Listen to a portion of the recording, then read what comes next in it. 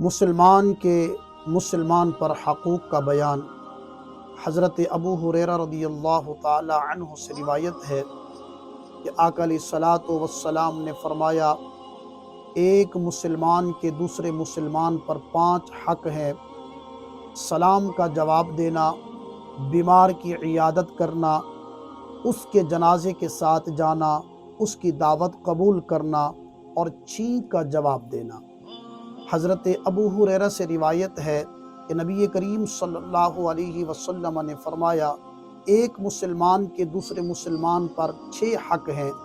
عرض کیا گیا، یا رسول اللہ صلی اللہ علیہ وسلم، وہ کون سے حق ہیں؟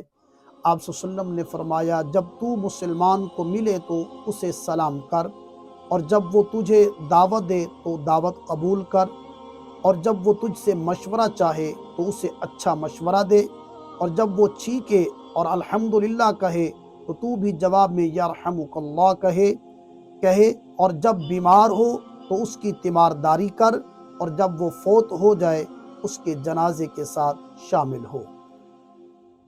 حضرت انس ابن مالک رضی اللہ تعالی عنہ سے مروی ہے کہ آقا علیہ الصلوۃ والسلام نے فرمایا، اپنے بھائی کی مدد کرو، خواہ ظالم ہو یا مظلوم۔ ایک شخص نے عرض کیا، یا رسول اللہ صلی اللہ علیہ وسلم، اگر وہ مظلوم ہو تب تو میں اس کی مدد کروں، لیکن مجھے یہ بتائیے کہ جب وہ ظالم ہو تو میں اس کی مدد کیسے کروں؟ آپ صلی اللہ علیہ وسلم نے فرمایا، اسے ظلم سے باز رکھو، فرمایا اس ظلم سے روکو، کیونکہ یہ بھی اس کی مدد ہے۔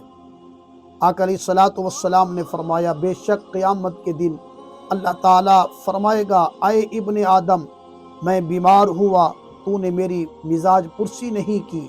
بندہ عرض کرے گا، اے پروردگار، میں تیری بیمار پرسی کیسے کرتا جبکہ تو خود تمام جہانوں کا پالنے والا ہے؟